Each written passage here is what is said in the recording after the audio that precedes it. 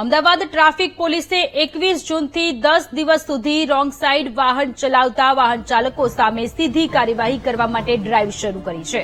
ત્યારે શહેરના મુખ્ય અને ટ્રાફિક ધરાવતા વિસ્તારોમાં વીટીવી ન્યૂઝે રિયાલિટી ચેક હાથ ધર્યું, જેમાં ઇસ્કોન 4 રસ્તા પાસે વાહન ચાલકો ટ્રાફિક નિયમોના ધજાગરા ઉડાવતા જોવા મળ્યા.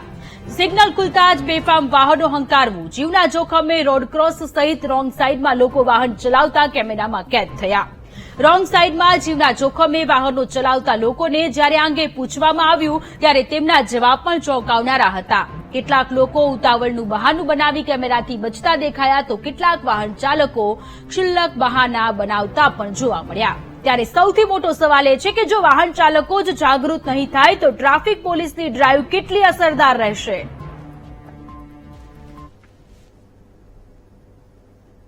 સિગ્નલ તોય નીકળો છો? હું તો આમાં આવ્યા ભૈયા. અરે ત્યાં સિગ્નલ ક્યાં ચાલુ છે? બાજુ રોંગ સાઈડમાં આવો તો અકસ્માત થાય તો શું કરે બોલો? આમ તો બધા આવે એની એક્સિડન્ટ થશે તો શું કરશો? જીવની કિંમત નથી છે ને જીવતા કેમ આવી રીતે નીકળો છો? હવે નીકળી આવ્યો છું, રાજો નીકળી ગયા.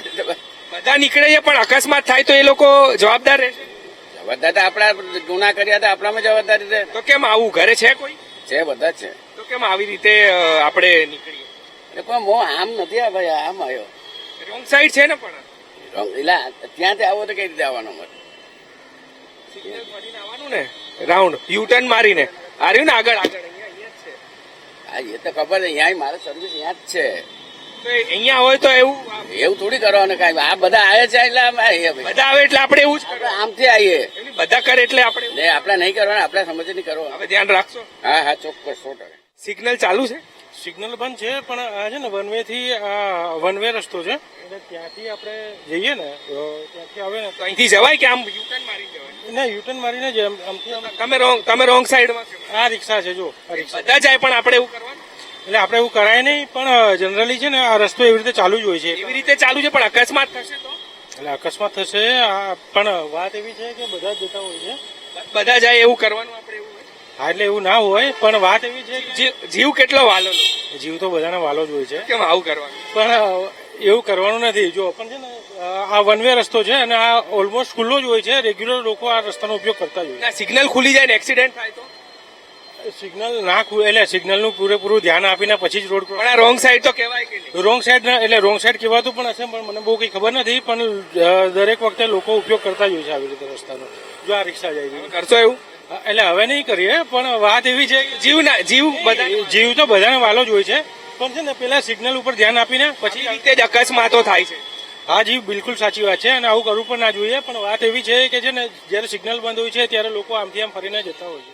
અમદાવાદમાં અકસ્માતોની સંખ્યા વધી છે, પરંતુ ક્યાંક સિગ્નલ ચાલુ હોવા છતાં પણ કેટલાક વાહન ચાલકો એટલી ઉતાવળ હોય છે કે તેઓ એ સિગ્નલ ચાલુ હોવા છતાં પણ રોડ ક્રોસ કરવાનું કરી રહ્યા છે. અત્યારે દ્રશ્યો પણ જોઈ શકાય છે કે આ લોકો જે છે તે સિગ્નલ જે છે તે તોડી અને પસાર થઈ રહ્યા છે. એટલે કે ક્યાંક આ પ્રકારે જે વાહન ચાલકો નીકળી રહ્યા છે તેમને જોતા જ અકસ્માત જે છે તે આ કારણે સર્જાય છે તેવું લાગી રહ્યું છે, કારણ કે લોકો ઉતાવળ એટલી કરી રહ્યા છે અને આ જ કારણોસર અકસ્માત જે છે તે વધી રહ્યા છે, કારણ કે લોકો પોતાની જવાબદારીથી બેજવાબદાર બની રહ્યા છે.